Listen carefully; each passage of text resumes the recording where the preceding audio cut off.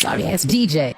Kapag may mga saging kayong pakalat-kalat lang sa bahay at hindi na kinakain, itong gagawin nyo, ilagay nyo lang yan sa bowl at dudurugin. Sabayan mo na rin tunawin itong 1/2 cup na butter, okay lang kahit salted na yan.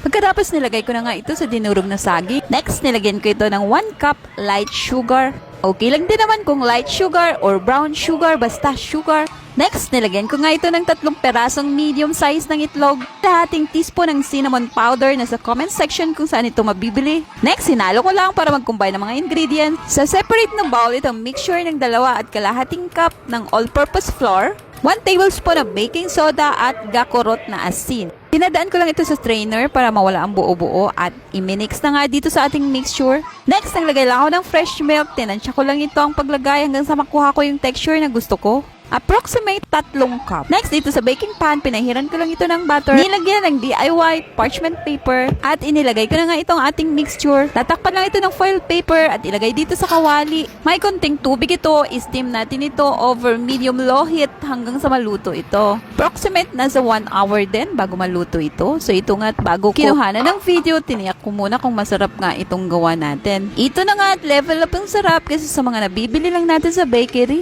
Ito nga at dahil first time ko magluto, ito nga at si Nico parang ayaw niyang tikman. Nasusuka-suka pa nung nakita niya ito. Let's see.